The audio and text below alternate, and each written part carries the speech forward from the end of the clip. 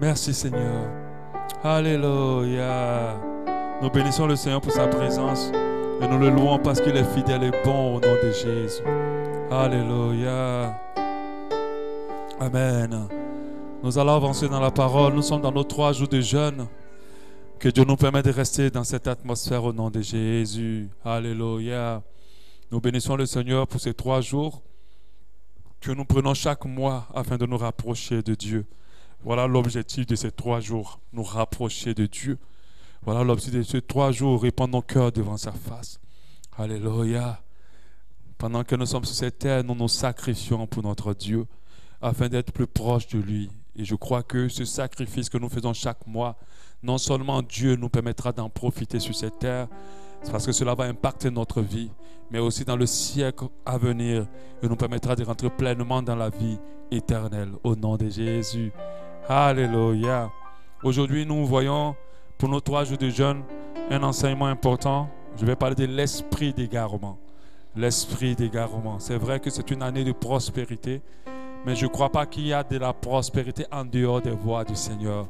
Et celui qui est atteint par l'esprit de l'égarement ne peut pas prospérer selon la prospérité divine. Alléluia. C'est pour cela que tout ce que nous enseignerons, nous aiderons dans ce sens-là de rentrer dans la prospérité divine au nom de Jésus. Parler de l'esprit d'égarement, c'est de parler d'un message que le peuple de Dieu doit attendre dans ces temps de la fin. C'est un message des temps de la fin, parce que l'esprit d'égarement sévit au sein de l'église du Seigneur, au sein de l'église de Dieu, et fait énormément de victimes. C'est un esprit redoutable, un esprit des derniers temps, un esprit des derniers moments. Il faut en parler aujourd'hui pour que chacun de nous déjà veille à ce que cet esprit ne l'atteigne point, mais que chacun de nous, si nous pensons que nous sommes atteints par cet esprit, puisse se ressaisir afin que cet esprit-là ne le tue et ne le loigne pour de bon de Dieu. L'esprit d'égarement, c'est un esprit subtil. Subtil, ça veut dire qu'il est très discret, qui discrètement éloigne l'enfant de Dieu des voies de Dieu. Discrètement éloigne l'enfant de Dieu des voies de Dieu. Alléluia. Jusqu'à ce que le Saint-Esprit dans cet enfant-là, dans ce chrétien, puisse s'éteindre et ce chrétien puisse perdre son salut. Jusqu'à ce que la flamme que Dieu a allumée dans ce chrétien s'éteigne, jusqu'à ce que cette personne soit disqualifiée. Et lorsque cet esprit éteint, et lorsque cet esprit entre dans la vie d'un chrétien, il a pour but de pouvoir éteindre le chrétien. Et lorsqu'il éteint ce chrétien passe du statut de vierge sage au statut de vierge folle. Les vierges folles et les vierges sages, selon la parabole de Jésus, sont des catégories de chrétiens, 2 catégories. Une catégorie qui a été atteinte par l'esprit d'égarement et qui a perdu sa flamme, et une catégorie qui a gardé sa flamme au nom de Jésus. Car les vierges folles rateront le ciel, par contre les sages seront sauvés. Et les vierges folles seront tirées subtilement, très subtilement, loin des voies de Dieu. Et elles éteindront la flamme du Saint-Esprit. C'est pour cela qu'elles n'avaient pas d'huile. Lorsque l'esprit d'égarement rentre dans la vie de quelqu'un, son objectif c'est d'éteindre sa flamme. Alléluia. La parole de Dieu nous dit en Hébreux 6, 4. C'est un verset qui nous parle des conséquences directes de l'esprit d'égarement. Ce verset-là dit en Hébreux 6, 4. Car il est impossible que ceux qui ont été une fois éclairés, qui ont goûté le don céleste et qui ont eu part au Saint-Esprit et qui ont goûté la bonne parole de Dieu et les puissants du siècle à venir et qui sont tombés, c'est-à-dire qui se sont égarés, sont encore renouvelés et emmenés à la repentance puisqu'ils ont crucifié pour leur part le Fils de Dieu et l'ont exposé à l'ignominie. Cette parole dit qu'il est impossible pour ceux qui se sont laissés gagner par l'esprit d'égarement et qui ont éteint la flamme du Saint-Esprit puissent encore revenir. L'esprit d'égarement amène plusieurs à blasphémer contre le Saint-Esprit. En fait, le blasphème contre le Saint-Esprit, ce n'est pas le fait d'insulter le Saint-Esprit, ce n'est pas aussi le fait de mentir sur l'Esprit de Dieu. Alléluia. Amen. Mais ce n'est pas de mentir à un serviteur de Dieu, de mentir dans la présence de Dieu. Alléluia. Si c'était ça, il y a des gens qui sont tous vont aller en enfer et beaucoup ne seront pas sauvés. Ce n'est pas ça le blasphème contre le Saint-Esprit. Même si on te dit devant le Saint-Esprit, dis la vérité, que tu mens quand même, malgré qu'on t'a dit devant le Saint-Esprit, tu n'as pas blasphémé contre le Saint-Esprit, tu as juste menti. Le blasphème du Saint-Esprit, c'est lorsque tu as reçu le Saint-Esprit. Lorsqu'il est rentré dans ta vie, tu as expérimenté les dons et les fruits de l'Esprit. Tu as expérimenté quelque chose avec l'Esprit de Dieu. Et qu'après cela, par ta vie et par ton égarement, tu as étouffé toute l'action de l'Esprit de Dieu dans ta vie et que tu as éteint la flamme. La Bible dit que c'est impossible pour toi de revenir. Alléluia. C'est pour ça que la parole de Dieu nous dit, n'éteignez pas l'Esprit, mais nous aussi n'attristez pas l'Esprit. Alléluia. Il y a beaucoup par leur vie ont très attristé l'Esprit de Dieu, même si l'Esprit ne s'est pas éteint encore, mais l'ont beaucoup attristé. Et ces personnes-là sont atteintes par l'esprit d'égarement. Alléluia. Et nous sommes cet enseignement, c'est pour que ces personnes n'atteignent pas le statut de l'Esprit Saint éteint. Alléluia. Que ces personnes n'atteignent pas le statut que l'esprit d'égarement recherche, c'est d'éteindre notre esprit. Dans l'esprit d'égarement, amène plusieurs blasphèmes contre le Saint-Esprit. Ceux qui ont reçu l'Esprit, qui l'ont expérimenté et qui après sont redevenus comme avant. On appelle ça le blasphème du Saint-Esprit. Et c'est un blasphème, c'est un péché qui n'est pas pardonnable. La parole de Dieu dit en Matthieu 12, 31, c'est pourquoi je vous dis, tout péché, tout blasphème sera pardonné aux hommes. Mais le blasphème contre l'Esprit ne sera point pardonné. Alléluia. Donc avant de parler concrètement de comment cet esprit d'égarement agit en nous, nous allons lire ensemble la vision qu'a reçue une sœur. Je ne sais pas dans quel pays elle vit, mais j'ai trouvé sa vision sur Internet, je l'ai trouvée très bien. Elle s'appelle Adèle, je ne sais pas aussi dans quel pays dont elle est originaire. Et la vision, elle a reçu seulement qu'en janvier 2021. Donc c'est une vision assez récente. Alléluia. Donc je vais lire sa vision, vous allez comprendre l'action de l'esprit d'égarement. Je vais demander à l'autre de jouer un peu moins fort, s'il te plaît. Même des instruments. Alléluia. Elle dit, depuis janvier 2021, j'ai eu une vision alors que j'étais sur mon lieu de travail. Je ne dormais donc pas. J'étais bien réveillé et je vaquais à mes occupations professionnelles tout en étant intérieurement en prière. Donc elle était intérieurement en prière pendant qu'elle travaillait. Je vis descendre du ciel un esprit qui avait la forme d'un nuage toxique, comme une vapeur malfaisante, qui s'empressait de se répandre sur la terre. Ce nuage ciblait que les chrétiens. Elle dit, ce nuage ciblait que les chrétiens. Dès qu'ils se trouvaient en son contact, ils tombaient spirituellement malades. Pas physiquement, mais spirituellement. J'ai alors entendu le Seigneur dire clairement, beaucoup de chrétiens sont atteints par l'esprit d'égarement, bien plus que tu ne le penses. Jésus dit à cette femme que beaucoup de chrétiens sont atteints par l'esprit d'égarement, plus que tu ne le penses. Nous sommes ensemble dans cette église et les gens sont remplis dans les assemblées, mais plusieurs ne sont plus sur le chemin du Seigneur. Plusieurs ne sont plus dans les voies de Dieu. D'autres sont sur d'autres chemins, atteints ou atteintes par l'esprit d'égarement. La vision s'en poursuivie, c'est ce qu'elle dit. Et j'ai vu un homme impressionnant des chrétiens qui retournaient dans le monde et tombaient dans les péchés inimaginables. Donc la personne dit qu'elle voyait beaucoup de chrétiens tomber dans des choses qu'on ne peut même pas associer aux enfants de Dieu. D'autres adhéraient à des doctrines de démons, à des théories stupides et farfelues qui voilaient leur intelligence et qui rendaient même fous certains d'entre eux. Parmi ces gens, j'ai vu une personne que je connais. Cet esprit tourna autour d'elle pour essayer de rentrer en elle. Or, cette personne était vulnérable car elle avait des failles au travers desquelles l'esprit cherchait à rentrer. Que le Seigneur la garde telle est ma prière. Ensuite, j'ai vu un beau train rouler sur des rails, un très beau train, et lancé à toute vitesse et qui subtilement et sans raison apparente a déraillé. Donc elle avait un joli train qui roulait et ce train a déraillé. Et le Seigneur a dit, comme ce train a déraillé, beaucoup de chrétiens vont dérailler. Comme ce train a déraillé, beaucoup de chrétiens vont dérailler. Or, dérailler veut dire sortir des rails et cela signifie aller à travers. Les chrétiens qui déraillent sont donc ceux qui sortent du chemin que le Seigneur nous a demandé d'emprunter pour s'égarer dans les voies larges et spacieuses qui mènent à la perdition.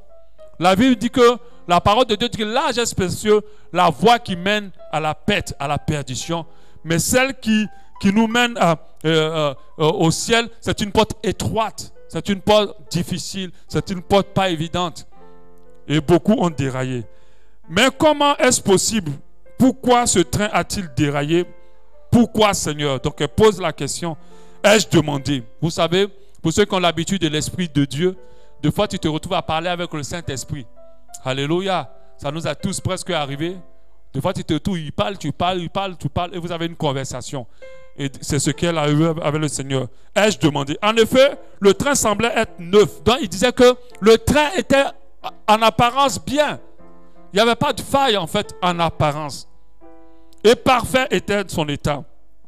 Il n'y avait aucun signe extérieur de la malfaçon, rien qui présageait une panne ou un dysfonctionnement. Le Seigneur a répondu, c'est à cause des péchés cachés dans leur cœur.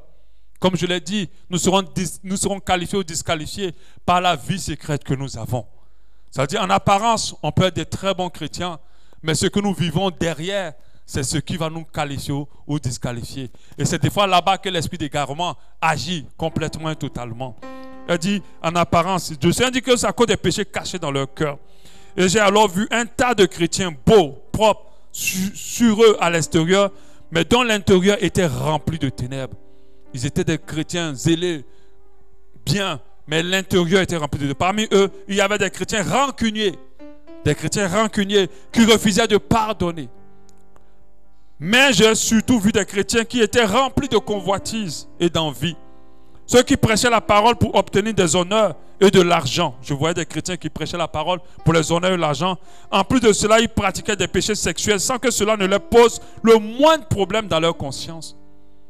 C'est-à-dire, ils vivaient dans leur saleté, mais cela ne leur permettait même pas d'avoir un peu de remords, pas de conscience. Oui, ils vivaient une vie de péché, mais ils s'en accommodaient très vite. Ils demandaient pardon à Dieu et puis ils continuaient à revivre dedans, sans problème. Ils étaient hermétiquement à la remise en question ou à la repentance. C'est-à-dire qu'ils étaient hermétiques. C'est-à-dire que le fait de se remettre en question et le fait de se repentir ne rentrait pas dans leur cœur, ces gens de deux esprits. Parmi eux, il y avait des gens qui prêchaient la parole selon la vérité, sans pour autant croire eux-mêmes à ce qu'ils disaient. Des gens se convertissaient suite à leur prédication, mais eux-mêmes ne croyaient pas en l'évangile qu'ils enseignaient. Donc quand l'esprit d'égarement atteint certaines personnes, ils prêchent la sainteté, ils prêchent la sanctification, mais eux-mêmes ne vivent pas ce qu'ils disent. Et il y a le message de Matthieu 7, 21 qui dit, d'autres diront, Seigneur, n'avons-nous pas? Il va dire, je vous ai point connu, ouvriers d'iniquité, malgré tout ce qu'ils ont prêché, les âmes qu'ils ont gagnées. Parce qu'ils sont atteints par l'esprit d'égarement, ils se sont trouvés devant le Seigneur en pensant qu'ils allaient être sauvés, mais l'esprit d'égarement les avait atteints. Et ils étaient déjà hors de la voie de Dieu. Ce dernier point m'a laissé stupéfait, ce qu'elle dit. Comment peut-on être prédicateur de l'évangile et ne pas y croire? Oui, je vais dire à cette femme, Adèle, que ça existe aujourd'hui. Des gens qui prêchent des vérités sans vivre ces vérités-là, sans y croire. Comment peut-on en arriver là? Par quel processus? Eh bien, c'est l'œuvre de l'esprit d'égarement. Lorsque l'esprit d'égarement rentre dans la vie de quelqu'un, c'est tout ce qu'elle a dit. Et ensuite, elle dit, croyez-moi en écrivant ces lignes, j'ai le cœur qui se serre et le corps pour parcourir des frissons tellement je suis effrayé par ce que j'ai vu. Je n'en ai pas parlé tout de suite parce que je n'arrivais pas à y croire que cela puisse être vrai. J'ai donc attendu avant de partager plus largement cette vision. Durant le mois et demi qui s'est écoulé, j'ai eu plusieurs expériences qui m'ont permis de comprendre que tout ce que j'ai vu correspond à la stricte et la pure réalité. Le message de cette sœur nous parle de l'œuvre de l'esprit d'égarement lancé sur les enfants de Dieu. L'action de l'esprit d'égarement lancé sur les enfants de Dieu. Ne pas en parler, c'est d'amener les enfants de Dieu à l'abattoir. Ne pas être conscient, c'est d'amener les enfants de Dieu à l'abattoir. Donc nous allons voir pour ce premier jour, ensemble, comment se manifeste l'esprit d'égarement. Comment se manifeste l'esprit d'égarement pour le premier jour qu'on est en train de voir. Nous allons voir comment il se manifeste cet esprit-là. Alléluia. Comment il se manifeste.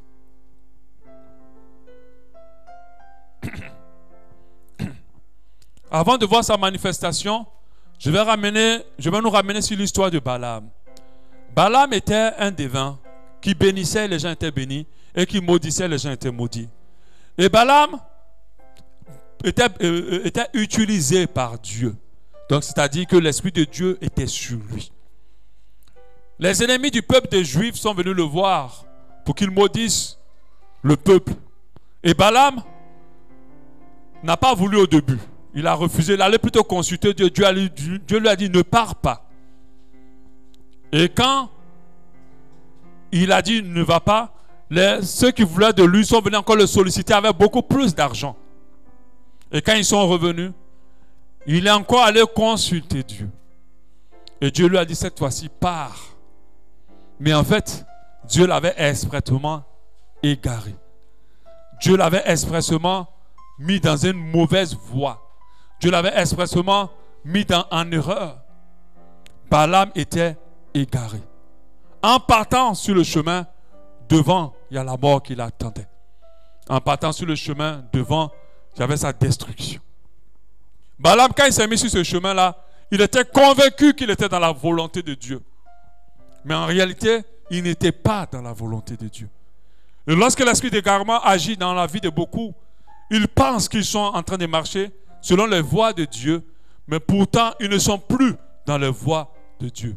Et la Bible parle de ruine soudaine qui atteint les gens qui marchent dans l'esprit d'égarement.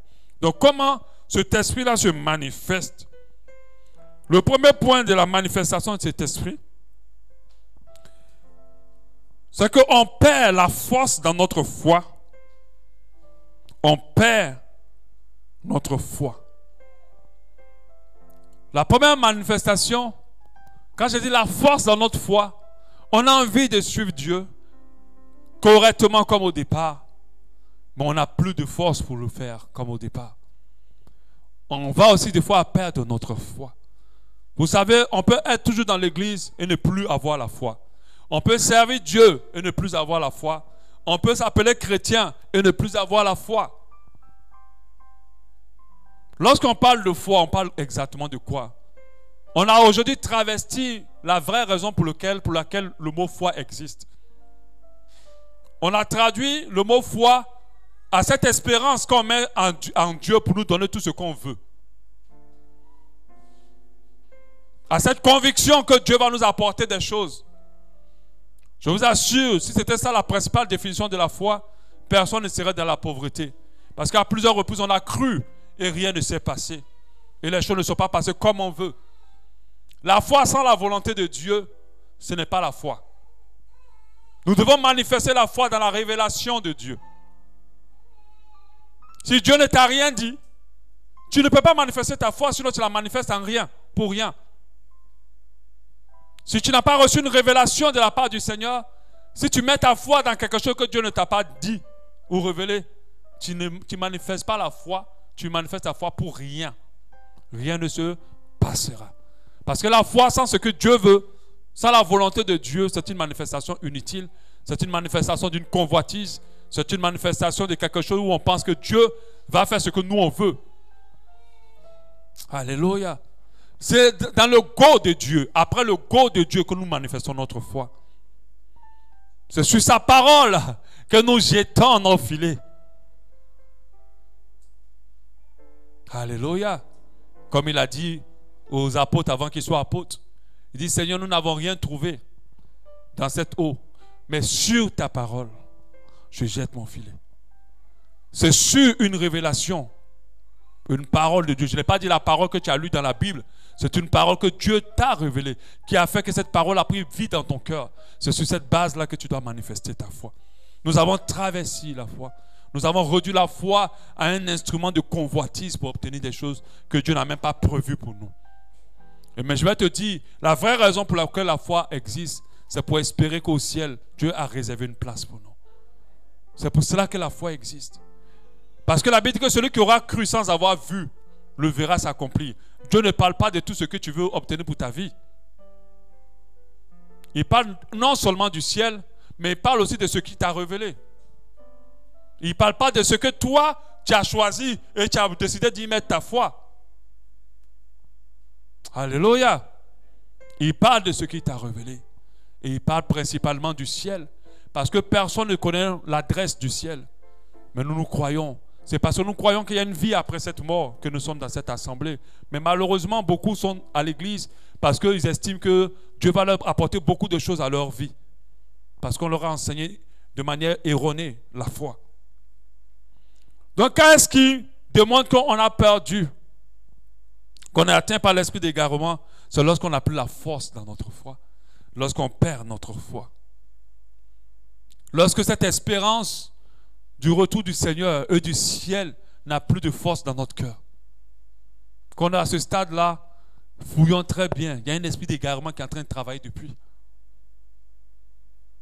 Lorsque tout notre existence n'est plus centré sur le retour du Seigneur et sur l'héritage qu'il a prévu pour nous. Qu'est-ce qui a permis à ce que les vierges folles puissent perdre l'huile? C'est parce qu'à un moment donné, elles ne croyaient plus. Elles ne croyaient pas que le pauvre viendrait. Elles ont perdu la foi en attente de l'époux. Mais qu'est-ce qui a fait que les vieilles sages ont continué à entretenir l'huile malgré que l'époux a duré? C'est parce qu'elles ont cru jusqu'à ce que l'époux arrive. Alléluia. Parce que lorsque tu ne peux pas manger et tu dis, il y a quelqu'un qui arrive manger, et puis que la personne va 3 heures, elle n'arrive pas pendant l'heure prévue, et que tu te lèves et que tu débarrasses la table, c'est que tu ne crois plus qu'elle viendra. Alléluia. C'est que tu ne crois plus qu'elle viendra. Mais si tu crois qu'elle viendra, alors tu garderas la table faite, même jusqu'à tu dormiras à côté de la table, mais la table sera toujours faite. Parce que tu sais qu'elle viendra. Et c'est comme ça que plusieurs ont perdu la foi. Parce qu'à un moment donné, ils n'ont plus entretenu la foi, la flamme.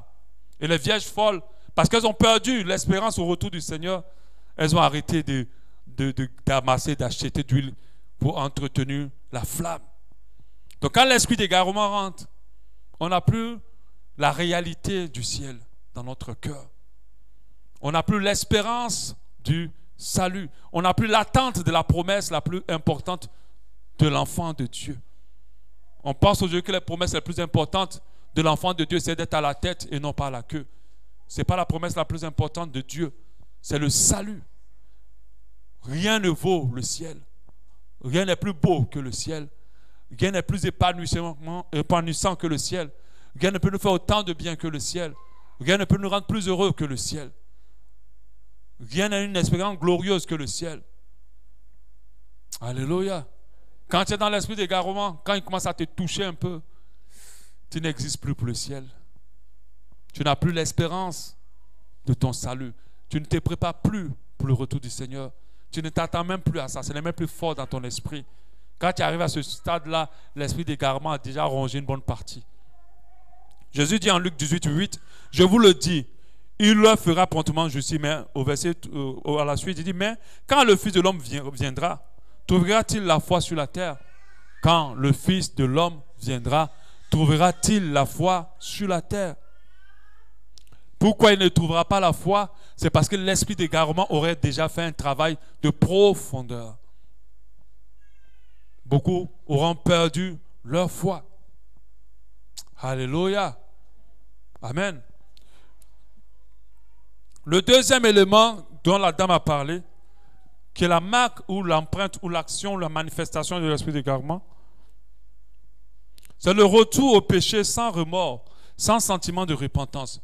Retour au péché sans remords, sans sentiment de repentance. Retour au péché sans remords, sans sentiment de repentance. Je ne dis pas qu'un enfant de Dieu ne péchera plus jamais. Non seulement un enfant de Dieu péchera encore, mais ce qu'il ne fera pas, c'est qu'il demeurera dans le péché. Le péché, c'est quelque chose de très dérangeant pour quelqu'un qui n'est pas atteint par un esprit d'égarement. Le mauvais sentiment dans le cœur, c'est quelque chose de très dérangeant pour quelqu'un qui n'est pas atteint par un esprit d'égarement. On ne va pas parler des sentiments, mais je parle déjà du péché. Quand l'esprit d'égarement atteint quelqu'un, il peut pécher, repécher, demeurer dans le péché sans remords, sans se sentir mal à l'aise, sans se repentir. Il atteint un stade où lui-même il est dedans. Deux fois, c'est lorsqu'on l'attrape qu'il réalise qu'il a mal fait, qu'elle réalise qu'elle était en train de mal faire. Mais lorsqu'on ne les a pas attrapés, il n'y a pas de conscience du péché, il n'y a pas de conviction de l'iniquité. Il ne faut pas qu'on attende que nos péchés soient dévoilés pour regretter. Lorsque tu n'es pas atteint par un esprit d'égarement, même critiquer quelqu'un te dérange. Quand tu finis de parler de quelqu'un, quand tu rentres à la maison, tu n'es pas en paix. Parce que l'esprit d'égarement n'est pas là. Mais quand il est là, tu es content, tu justifies même, tu continues, tu colpotes. Quand il est là, le péché, tu le fais aujourd'hui et tu prévois le faire demain. Parce qu'il n'y a pas de repentance du tout. Ta conscience ne te parle plus.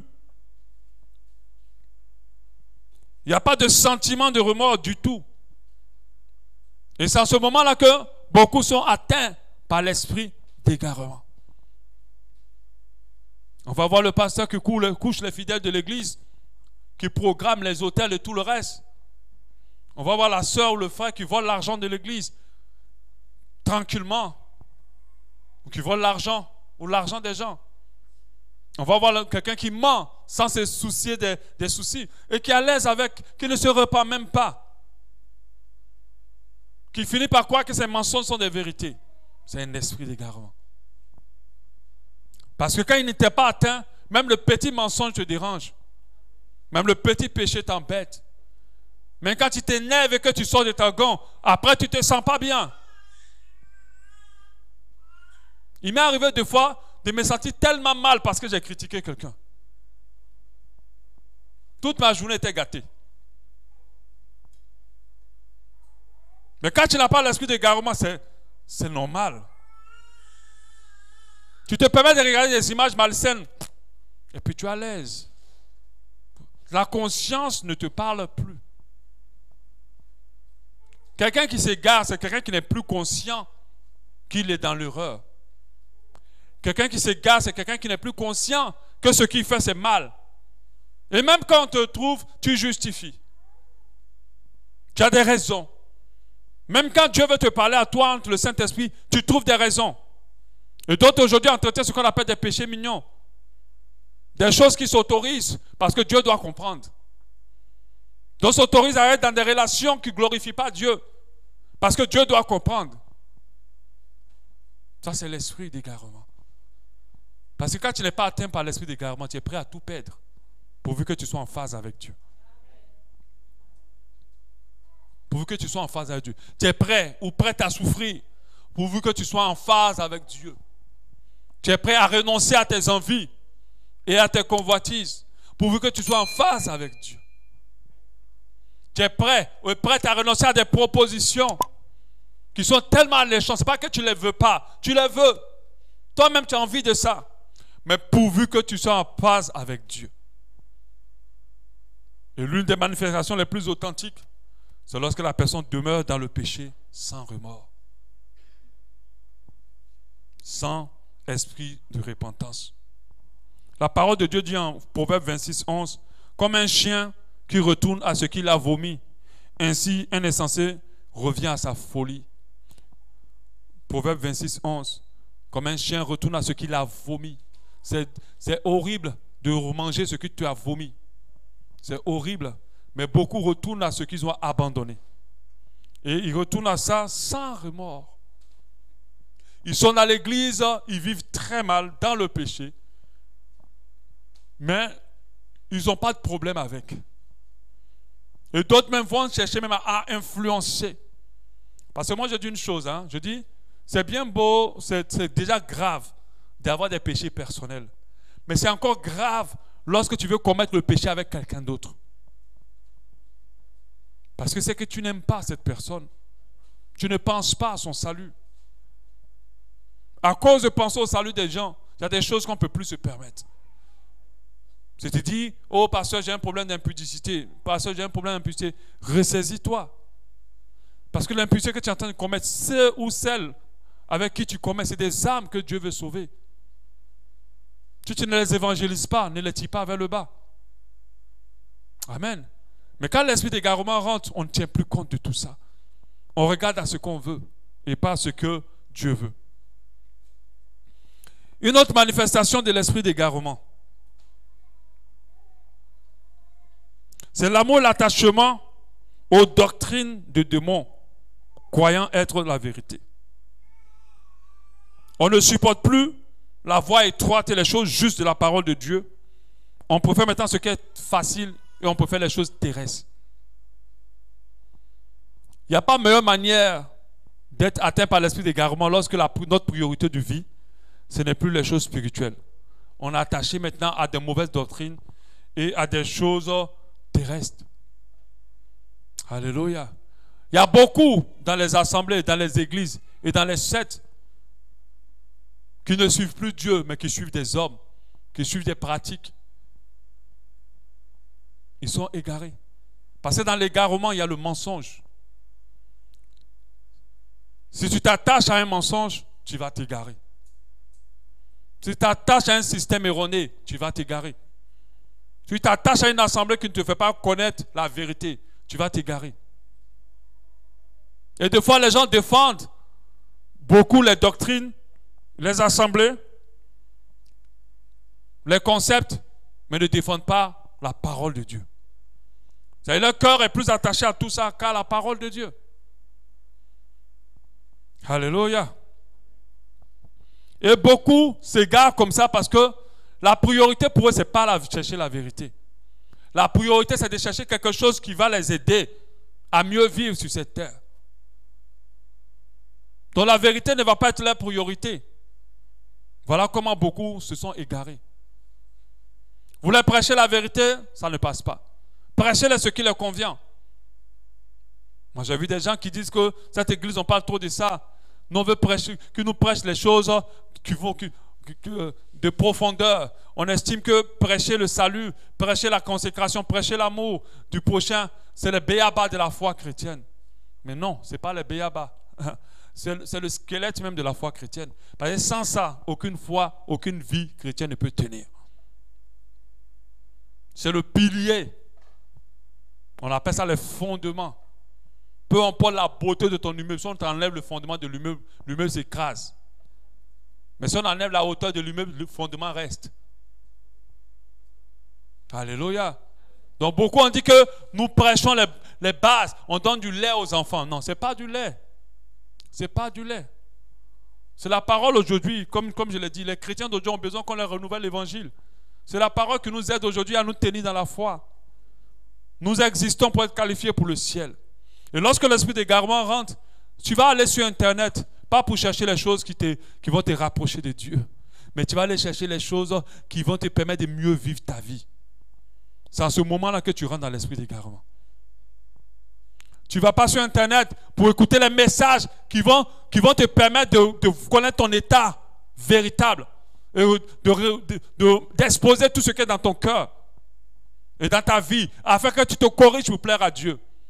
Tu vas aller chercher les 7 piliers de je ne sais pas quoi et les 3 clés pour activer, c'est pour rentrer dans sa blessure. Comment prier efficacement pour que Dieu nous exauce. C'est ce que tu vas aller chercher. Comment vaincre nos ennemis. Voilà ce que tu vas aller chercher. Et quand l'homme commence à chercher les choses, plus les choses qui vont lui permettre de mieux vivre sur cette terre, que les choses qui vont lui permettre de se rapprocher de Dieu, il est déjà atteint par un esprit d'égarement. Parce que lorsque tu n'es pas atteint par un esprit d'égarement, tu as plus soif de comment être proche de Dieu. Moi, je n'ai pas le temps d'écouter tous. Je les écoute de temps en temps, mais ce n'est pas ma base. Je préfère plus les messages qui me rapprochent de Dieu. Vous allez voir que la majorité des versets que je partage en ligne, la majorité des messages que je partage dans le groupe, ce sont des messages pour nous rapprocher de Dieu. Mais quand tu es atteint par l'esprit d'égarement, quand on dit un séminaire, comme le séminaire que j'ai entendu où on était parti, on a dit l'intimité avec Dieu. Le séminaire était vide. C'est vrai, il y avait des gens, mais ce n'était pas rempli. Mais quand on va parler des 34 stratégies pour activer ces bénédictions, il n'y a plus de place dans ce séminaire. C'est des gens égarés. C'est des gens égarés. Mais sache que je suis pasteur et je connais le monde des pasteurs. Toutes ces choses-là, c'est de la pub pour te dépouiller. Ce n'est pas pour changer ta vie. Même quand ils prennent des gens pour rendre témoignage, ce n'est même pas des témoignages authentiques. C'est des témoignages de séduction. Pour te pousser rien qu'à donner. Pas pour que tu crois, mais que tu donnes. Un témoignage qui finit pour dire que j'ai donné et puis Dieu a fait là. Faites attention. Madame Bella a rendu son témoignage ici dimanche. Vous n'avez pas entendu une partie où elle a dit qu'elle a fait une offrande. Est-ce que vous avez entendu une partie? Non. Mais ce n'est pas pour autant que cette dame n'a pas été beaucoup dans l'offrande. Si ce n'est pas pour élever un homme, c'est pour montrer une action pour dépouiller. Lorsque ta soif est orientée vers les choses pour mieux vivre sur cette terre, mon frère, ma soeur, l'esprit d'égarement est déjà dans tes côtes. Fais très attention. Fais très attention. Lorsque ce qui te capte le plus, c'est tout ce qui te permet de pouvoir avoir la victoire sur les ténèbres, de pouvoir avoir la victoire ici, de pouvoir avoir la réussite et de pouvoir enlever telle maladie je sais pas quoi, telle malédiction et tout le reste. Parce que Jésus a pris toutes les malédictions, mais on entend de faire croire aux enfants de Dieu qui sont encore maudits.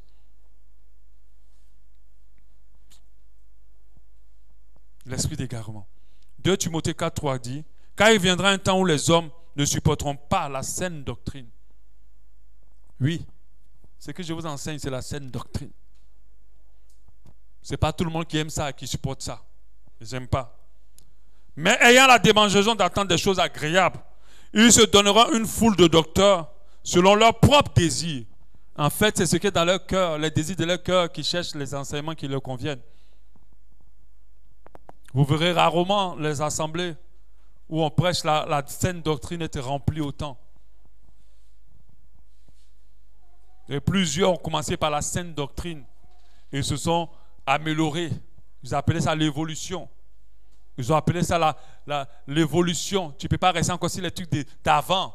Il faut enseigner les choses maintenant pour que les enfants de Dieu puissent prospérer. Détournant l'oreille à la vérité et se tournant vers les fables. Mais toi, sois sobre en toutes choses, supporte les souffrances, fais l'œuvre d'un évangile, remplis bien ton ministère. Alléluia. Amen. Et ça, c'est l'esprit d'égarement. On veut entendre des choses qui nous permettent de mieux vivre sur la terre, mais on n'est pas très intéressé aux choses qui nous rapprochent de Dieu et nous préparent au retour du Seigneur. Quand on est déjà dans cette soif-là, ça peut être le cas de quelqu'un, commence à prier, commence à prendre autorité sur tes esprits-là. Demande à Dieu de changer ton cœur. Si ton souci le plus fort dans ton cœur est comment mieux vivre sur cette terre, l'esprit d'égarement est déjà avec toi. Parce que le souci de quelqu'un qui n'est pas atteint, c'est comment être proche de Dieu et se préparer à son retour. 4. Une autre manifestation de l'esprit d'égarement, c'est une vie de duplicité. Une vie de duplicité. Une vie de duplicité. C'est une vie de duplicité. Tu es quelqu'un devant les gens et tu es un autre derrière. Une vie de duplicité. On ne sait pas qui tu es. On pense que tu es bien, que tu es bon. Comme la dame l'a dit, le train était parfait. Il était beau, il était neuf, mais il a déraillé. C'est-à-dire la vie que tu as devant tous, ce n'est pas la vie que tu as en réalité derrière. Une vie de duplicité. Ce que tu dis de ta bouche, ce n'est pas ce que tu manifestes réellement dans ton cœur. C'est une vie de duplicité. Tu es dans l'hypocrisie et la duplicité.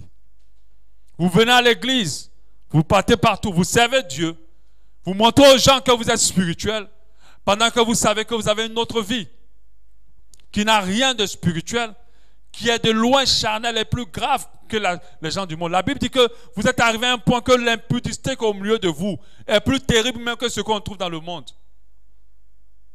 Une vie de duplicité. Lorsque tu acceptes d'avoir deux vies, tu es déjà touché par l'esprit d'égarement. Lorsque tu acceptes de ne pas être celui que tu es dans le secret, tu es déjà atteint par un esprit d'égarement. Et plusieurs vivent une vie de duplicité. Au lieu d'être, ces personnes paraissent. Ils ont une vie secrète qui n'est pas en conformité avec ce que Dieu veut de leur vie. Et quand vous êtes à ce stade-là, lorsque vous acceptez, vous êtes conscient que la vie que vous avez dans le secret et ce que vous faites paraître aux gens est faux. Vous êtes conscient de ça, mais vous acceptez de vivre comme cela. Vous êtes déjà atteint par un esprit d'égarement. Vous savez très bien que ce que vous menez comme vie, pendant que personne ne vous voit, ne glorifie pas Dieu. Mais vous acceptez de continuer à vivre comme ça. Vous êtes déjà atteint par un esprit d'égarement. C'est comme ça que lorsque le Seigneur viendra, il aura des surprises. Ceux qu'on pense être spirituels, certains de ceux qu'on pense être spirituels, on va les trouver restés. Et certains de ceux qu'on pense être charnels, on va les trouver partis. Parce que ces personnes, même s'ils avaient des faiblesses dans la chair, ils ont su être vrais. Ils ont su dire, moi je suis faible. Je suis tombé encore ici. Je suis tombé encore là. J'ai encore du mal avec la colère. J'ai encore du mal avec telle chose. Et à cause du fait qu'ils ont été vrais avec toute leur vie, ces personnes vont être sauvées. Mais il y a des personnes qui sont restées dans l'apparence et qui ont accepté d'avoir une deuxième vie. Et qui vivent en gardant cette vie, en entretenant cette vie pendant longtemps. C'est un esprit d'égarement. Parce que seul l'esprit d'égarement peut te donner la force d'avoir cette vie-là. Seul. Il va te donner toutes les raisons pour que tu l'entretiennes. Notre vrai combat, c'est avec Dieu dans le secret. C'est là que les choses se passent. Moi, je ne vais pas attendre qu'on m'attrape pour laisser un péché. Je ne vais pas attendre que je sois exposé pour laisser un péché. Alléluia. Moi-même, je sais que quand je glisse dedans, c'est dangereux pour moi. Je dois vite me relever et me ressaisir, me repentir, m'éloigner. Si le péché me dépasse, alors il faut que je m'ouvre et que je demande de l'aide afin de m'aider et que je sois vrai. Mais quand on ne fait plus ça, c'est l'esprit d'égarement. Vous allez voir le pasteur il prêche, puis lorsqu'il tourne la feuille de sa Bible, voilà le préservatif qui tombe. Pasteur, tu fais quoi avec préservatif? Oui, c'est arrivé. Ah oui, c'est arrivé déjà dans une église. Il trompe, mais il est quand même, il se protège. C'est tombé en plein culte. Ah mais oui, quand Dieu veut t'humilier, il t'humilie, hein. Et beaucoup vivent cette vie-là, on les attrape. Tapez sur YouTube le nombre de pasteurs qu'on a attrapés en adultère. Énorme. Mais ça, ce n'est rien par rapport à ce qui se passe réellement dans nos nations. Une vie de duplicité. On paraît, mais on ne l'est pas réellement. Si tu es faible, expose ta faiblesse. C'est dans la faiblesse que Dieu se glorifie. C'est dans l'apôtre dit que là où je suis faible, c'est là alors que je suis fort. Parce que j'expose ma faiblesse. Quand j'ai lu le passage de l'apôtre Paul où il disait que ce que je veux faire, je ne le fais pas, et ce que je ne veux pas faire, c'est ce que je fais. Il dit plein de versets pour montrer qu'il est faible. Mais combien de personnes qui exposent les faiblesses? Les gens disent non, il parlait de quelqu'un d'autre. Non, il ne parlait pas de quelqu'un d'autre. L'apôtre Paul avait des péchés. Il péchait, il avait des problèmes avec le péché. Amen. Ça ne doit pas nous étonner parce qu'il est humain. Alléluia. Mais il avait toute la volonté de plaire à Dieu. Il dit, je tiens durement mon corps. Je traite durement mon corps. Après avoir prêché aux autres, il ne faut pas que moi-même je sois rejeté. Donc quand tu vois ça, ça veut dire que l'apôtre Paul là, il avait problème aussi contre toi et moi. Il avait problème de masturbation, il avait problème de fornication, il avait problème de tous les problèmes que tu peux avoir. Lui, il avait ça aussi.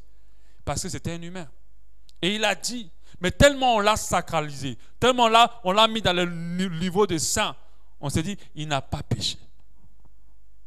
Lui-même te dit que tout ce qui est bon là, j'arrive pas à faire. Et c'est ce qui est mauvais que je fais. Il a été vrai. Alléluia. Quand on accepte de vivre une de duplicité, alors on est en train de marcher très bien dans le même sens avec l'esprit d'égarement.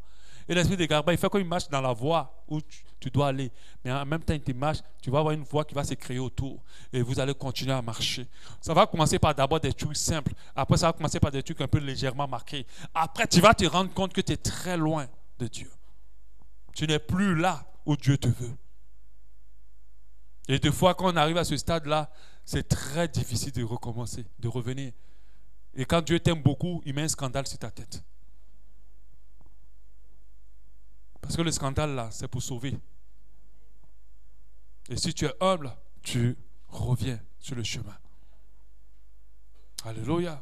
Tu reviens sur le chemin et tu recommences. Alléluia. La Bible dit en Romains 13, 13, marchons honnêtement. Romains 13, 13, marchons honnêtement comme en plein jour. Pourquoi Dieu dit ça? Donc il veut dire que dans nos vies, il y a une phase d'obscurité où on ne nous voit pas. Il dit dans cette phase-là aussi, sois honnête. Comme en plein jour, loin des excès de l'ivrognerie, c'est-à-dire loin du péché, de la luxure et de l'impudicité, des querelles et de la jalousie. Au verset 14, il dit, mais revêtez-vous du Seigneur Jésus-Christ et n'ayez point soin de la chair pour en satisfaire ses convoitises. N'ayez point soin de la chair pour en satisfaire ses convoitises. Lorsque tu es atteint par l'esprit d'égarement dans ta duplicité de vie, tu auras soin de la chair pour en satisfaire ses convoitises. Moi, je ne le sais pas. On ne sait pas dans l'assemblée qu'est-ce que tu vis, dans quoi tu es, les positions dans lesquelles tu te trouves, les endroits dans lesquels tu vas. Les gens avec lesquels tu couches, on ne sait pas, mais Dieu sait. Et sache que si tu continues à vivre cette vie, malgré que je suis en train d'entendre cet enseignement, sache que l'esprit d'égarement est dans tes côtes. Et cet esprit d'égarement va permettre un jour qu'une ruine soudaine tombe sur toi. Et je prie Dieu que ce ne soit pas trop tard, que tu puisses te repentir maintenant et te ressaisir au nom de Jésus. Alléluia. Amen. On va s'arrêter là, on va continuer demain sur les manifestations de cet esprit. Alléluia. On va voir, en dehors des manifestations, parce qu'il y en a encore 3 autres, on va voir comment on se retrouve dans l'esprit d'égarement, et puis on verra comment prendre le dessus sur l'esprit d'égarement. C'est-à-dire quel est le chemin qui nous amène à nous retrouver dans l'esprit d'égarement, et puis on va voir aussi comment prendre le dessus sur l'esprit d'égarement. On verra les 3 autres manifestations de cet esprit-là. J'ai bien compris parce qu'il est déjà l'heure passée de 5 minutes. Alléluia.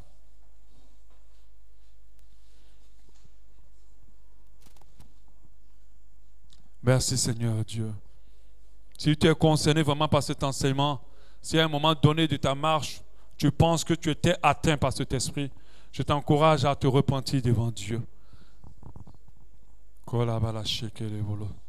Merci Seigneur Dieu. Que cet esprit-là pète sa puissance sur nos vies. Qu'il pèse sa puissance sur nos vies. Nous ne voulons plus paraître, nous voulons être chrétiens. Nous voulons être dans la vérité, dans la pureté. Nous ne voulons pas perdre notre foi. Nous ne voulons pas expressément demeurer dans les péchés, dans l'impureté. Nous ne voulons pas au nom de Jésus. Car cet esprit n'a pas de victoire sur nous. Il n'a pas de puissance sur nous. Nous le déclarons maintenant ce matin. Nous le déclarons maintenant ce soir, car nous avons le dessus sur cet esprit. Au nom de Jésus. Nous ne voulons pas suivre les fausses doctrines, les doctrines qui nous confortent dans nos mauvais choix et dans nos mauvaises vies. Nous voulons ta parole, ta vérité pour nous. Ta parole, ta vérité pour nous. Ta parole, ta vérité pour nous, au nom de Jésus. Papa, aide-nous à pouvoir demeurer loin de cet esprit-là qui est décerné contre les enfants de Dieu. Que nous soyons protégés contre cet esprit. Que nous soyons protégés contre cet esprit qui n'est pas de puissance sur nous, qui n'est pas de règne sur nos vies. Au nom de Jésus, ô Dieu de grâce, tu nous permets vraiment de ne pas être l'une parmi les victimes de l'esprit d'égarement, de ne pas être parmi les victimes de l'esprit d'égarement. Que nous ne soyons pas parmi les victimes de l'esprit d'égarement. Prions devant le Seigneur. parce que c'est un esprit tellement subtil. Donne-nous, prions pour le discernement. Prions pour le discernement. Prions pour le développement de notre conscience, afin que notre conscience nous aide toujours à nous examiner, qu'elle nous permette de pouvoir prendre conscience de notre état, que nous ne nous perdions pas en nous confortant à de mauvaises voies, à de mauvais chemins. Déclarons-le par la prière, au nom de Jésus. Ô Dieu de grâce, plus jamais que je ne puisse accepter de demeurer dans un péché volontairement. Plus jamais que je ne décide de pouvoir continuer à demeurer dans une iniquité de mon propre gré. Que ma conscience soit encore façonnée par le Saint-Esprit et que j'ai la force de pouvoir marcher dans tes voies. Je refuse de paraître, je veux être. Ô Dieu de grâce, au nom de Jésus. Nous prions ainsi et nous le déclarons sur notre vie afin que Dieu nous aide à prendre le dessus sur tout esprit d'égarement et que nous ne soyons pas tirés par cet esprit-là au nom de Jésus. Que notre raisonnement soit renouvelé, que notre raisonnement soit renouvelé, que notre raisonnement soit renouvelé, que ce dont nous sommes convaincus, qui nous égare, qui nous éloigne de Dieu, soit enlevé afin que la vérité de Dieu reste dans nos cœurs, dans nos vies, dans nos pensées, au nom de Jésus. Nous ne voulons pas rater le ciel. Nous ne voulons pas rester par terre. Nous ne voulons pas rester en bas. Au nom de Jésus, ô Dieu de grâce, merci parce que tu es fidèle et bon dans le nom de Jésus. Alléluia. Donc demain, nous allons terminer les manifestations. Nous allons voir aussi comment on se retrouve dans l'esprit d'égarement. Et nous allons voir au troisième jour comment prendre le dessus sur l'esprit d'égarement.